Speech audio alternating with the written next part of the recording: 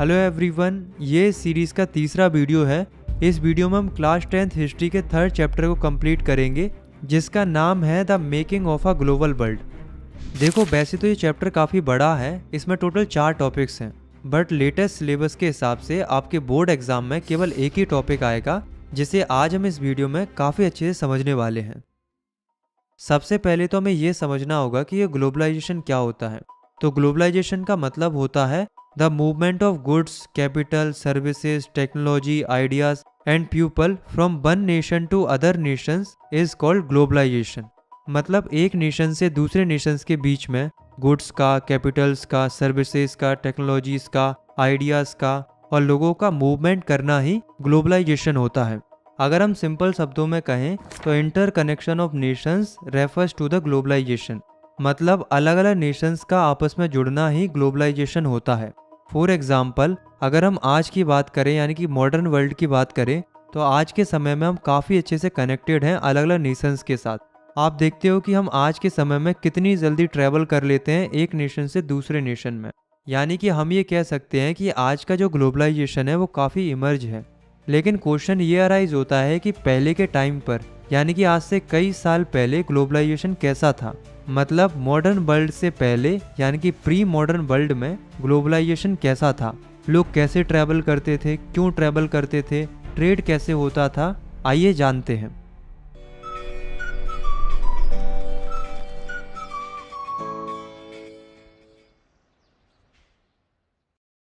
Topic है हमारा the pre modern world. दोस्तों, अक्सर हम ऐसा सोचते हैं कि जो ग्लोबलाइजेशन है वो हाल ही के कुछ सालों में इमर्ज हुआ है, पर दोस्तों ऐसा नहीं है। ग्लोबलाइजेशन की प्रोसेस हमें काफ़ी पुराने टाइम से देखने को मिल रही है।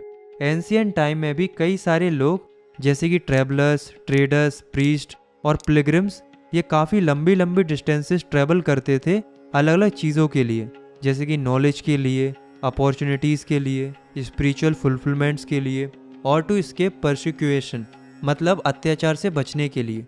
तो क्या ये लोग केवल ट्रैवल करते थे? नहीं, बल्कि ये अपने साथ साथ कई सारी चीज़ें ले जाते थे, जैसे गुड्स, स्किल्स, मनी, इन्वेंशंस, जहाँ तक कि ये अपने साथ जर्म्स एंड डिसीजेस भी ले जाते थे। आज के समय में हमें ऐसे कई सारे एविडेंसेस देखने को मिलते हैं जिनसे ये पता चलता है कि पहले के टाइम पर भी लोग ट्रेड किया करते थे।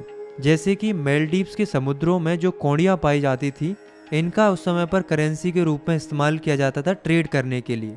तो ये कौड़ियाँ हमें आज चाइना और ईस्ट अफ्रीका में देखने को मिली हैं। इसका मतलब ये है कि कहीं ना कहीं इन कौड़ियों की मदद से इन जगहों पर ट्रेड हुआ होगा। इसी तरीके से अगर आप इस स्टोन को देखोगे, ये 10th सेंचुरी का एक मेमोरियल स्टोन है जो कि गोवा के एक म्यूजियम से लिया गया है। तो इसे अगर आप ध्यान से देखोगे तो इसमें आपको पानी का एक जहाज दिखाई देगा, जो कि ये इंडिकेट कर रहा है कि उस समय पर भी ओशियनिक ट्रेड हुआ करता था। तो इस तरह के हमें कई सारे एविडेंसेस देखने को मिलते हैं जो कि एंशिएंट टाइम के ट्रेड लिंक को दिखाते हैं। Silk routes link the world. दोस्तों, प्री मॉडर्न ट्रेड का ही एक बढ़िया एग्जांपल है सिल्क रूट्स। सिल्क रूट्स यानी कि उस समय पर कई सारे रास्ते हुआ करते थे जिन्हें सिल्क रूट्स बोला जाता था। जैसा कि आप इस इमेज में भी देख सकते हो, कई रास्ते जमीन से होकर जाते थे तो कई रास्ते समुद्र से होकर जाते थे। अब दोस्तों, एक क्वेश्चन आप सबके दिमाग में जरूर उठता होगा कि आखिर इन रूट्स का नाम सिल्क रूट्स क्यों पड़ा, इनको सिल्क रूट्स क्यों बोला जाता है? तो ऐसा इसलिए क्योंकि इन रूट्स के जरिए चाइनीज सिल्क कार्गोस काफी ज्यादा ट्रेवल करते थे, इसलिए इनको सिल्क रूट्स बोला जाने लगा। सिल्क रूट्स एशिया के कई रीजन्स को आपस में जोड़ता है और एशिया को यूरोप और नॉर्थ अमेरिका के साथ भी जोड़ता है। आपको जानकर हैरानी होगी कि इन सिल्क रूट्स का एग्जिस्टेंस क्रिश्चियन ईरा से भी पहले से था और इनका एग्जिस्टेंस 15th सेंचुरी तक रहता है। अब हम ये जानते हैं कि इन सिल्क रूट्स के थ्रू क्या क्या चीज़ें ट्रैवल करती थी। तो जैसे Chinese pottery, Chinese silk, Indian textile, Indian spices, ये सब चीज़ें ट्रैवल करती थी एशियन मार्केट से यूरोपियन मार्केट्स में, यानी कि ईस्टर्न कंट्रीज से वेस्टर्न कंट्रीज में, और फिर इनके बदले यूरोपियन मार्केट से एशियन मार्केट्स में आता था खूब सारा गोल्ड एंड सिल्वर। अब दोस्तों, ऐसा नहीं है कि इन रूट्स का इस्तेमाल केवल ट्रेड के लिए होता था, बल्कि इनका इस्तेमाल कई सारे क्रिश्चियन मिशनरीज, मुस्लिम प्रीचर्स, बुद्धिस्ट मॉन्क, इन सब के द्वारा भी किया जाता था। ये लोग भी ट्रैवल करते थे इन्हीं सिल्क रूट्स के थ्रू। अब क्यों ट्रैवल करते थे? तो ये ट्रैवल करते थे दो चीज़ों के लिए। पहली, स्पिरिचुअल फुलफिलमेंट के लिए, मतलब आत्म शांति के लिए, और दूसरा अपने कल्चर को प्रमोट करने के लिए। जैसे कि बुद्धिज्म यानी कि बौद्ध धर्म जो था उसकी शुरुआत हमें पता है ईस्टर्न इंडिया से हुई थी, लेकिन सिल्क रूट की वजह से ये बुद्धिज्म कई रीजन्स में जाकर फैल गया था। यानी कि इन सिल्क रूट्स के जरिए ना केवल ट्रेड होता था बल्कि कल्चरल लिंक भी डेवलप होता था। Food travels, spaghetti and potato. अब दोस्तों आप जरा सोच के देखो कि अगर ये लोग काफ़ी लंबी लंबी डिस्टेंसेस ट्रैवल करते थे तो वो अपने साथ फूड और फूड आइडियाज़ भी ले जाते होंगे।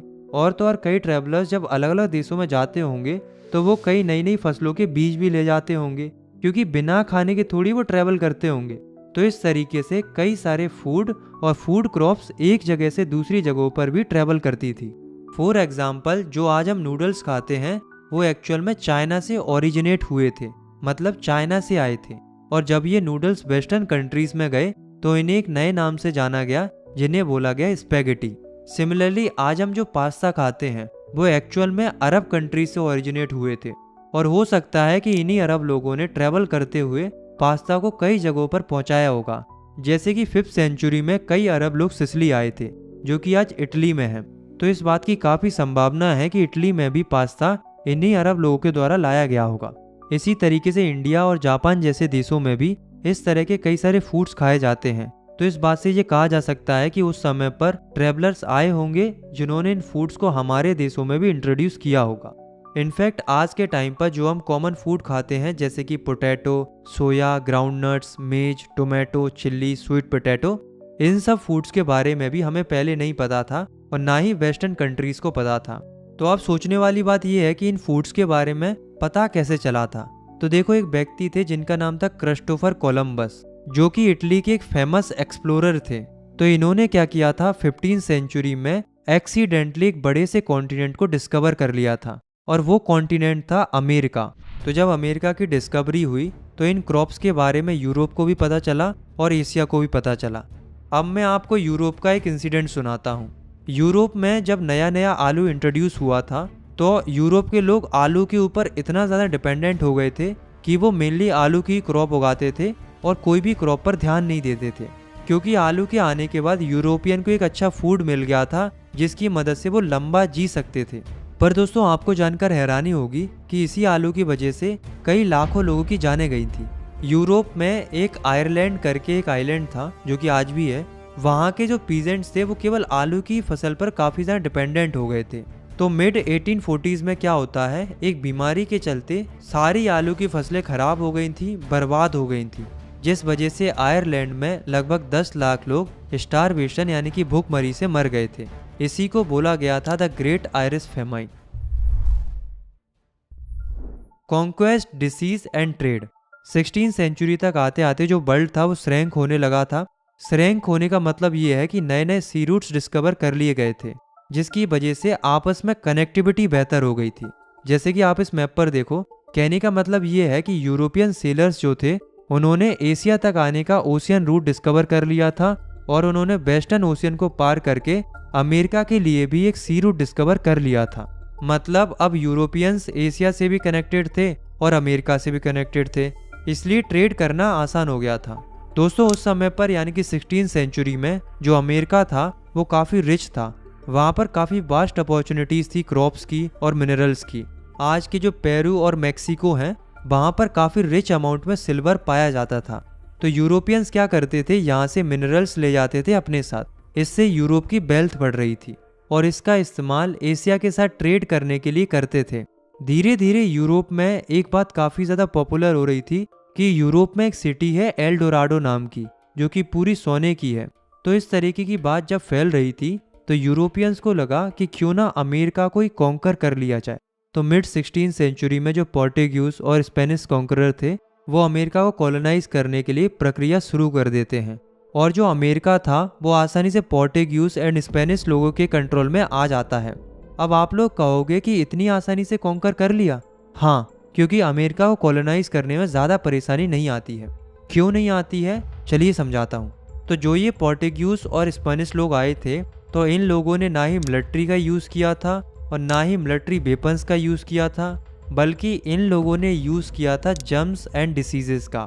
ये लोग अपने साथ कई सारी बीमारियां लेकर आए थे जैसे कि स्मॉल पॉक्स। तो आपको पता है कि अमेरिका बाहरी दुनिया से काफ़ी लंबे समय से दूर था, मतलब आइसोलेशन में था, इसलिए वहाँ के रह रहे लोगों का इम्यून सिस्टम काफ़ी वीक था। तो जब अमेरिकन लोग इनके कांटेक्ट में आए तो अकेली स्मॉल पॉक्स डिसीज़ ही अमेरिकन लोगों के लिए काफ़ी डेडली साबित हुई, क्योंकि ये बीमारी धीरे धीरे पूरे अमेरिका कॉन्टिनेंट में फैल गई थी, जिससे कई सारे लोग ऐसे ही मर गए थे। तो इस तरीके से पोर्टुगीज एंड स्पेनिश लोगों ने आसानी से कॉन्कर कर लिया अमेरिका को, मतलब अमेरिका अब यूरोप के कंट्रोल में आ गया था।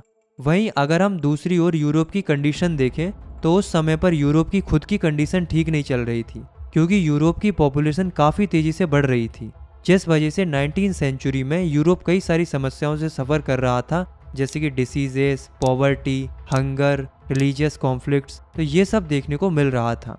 अगर हम ट्रेड की बात करें तो 18वीं सेंचुरी तक इंडिया और चाइना रिचेस्ट कंट्री थी वर्ल्ड के अंदर, और यही कंट्री बल्क ट्रेड में काफ़ी ज़्यादा डोमिनेट करती थी। लेकिन धीरे धीरे अमेरिका का इम्पोर्टेंस बढ़ने लगा था और यूरोप जो है वो बल्क ट्रेड का सेंटर बन जाता है। अब आप लोग कहोगे कि इंडिया और चाइना का क्या हुआ, वो भी तो काफ़ी डोमिनेटिंग थे ना बल्क ट्रेड में। तो ऐसा इसलिए क्योंकि जो चाइना था वो आइसोलेशन में चला गया था, मतलब उसने सारे ओवरसीज कॉन्टैक्ट तोड़ दिए थे और वो बल्क ट्रेड से दूर हो गया था। और वहीं अगर हम बात करें इंडिया की, तो इंडिया के ऊपर ब्रिटिशर्स का कंट्रोल हो गया था, इसलिए यूरोप का इमरजेंस बल्क ट्रेड पर बढ़ गया था। तो यहाँ पर हमारे ये चैप्टर ख़त्म होता है। वैसे चैप्टर तो ख़त्म नहीं होता है, लेकिन हमारे सिलेबस में इतना ही है। तो आज के लिए इतना ही। आप चाहो तो इस वीडियो को लाइक कर सकते हो, चैनल को सब्सक्राइब कर सकते हो। बाकी मिलते हैं सीरीज़ की नेक्स्ट वीडियो में। तब तक के लिए टेक केयर, बाय बाय।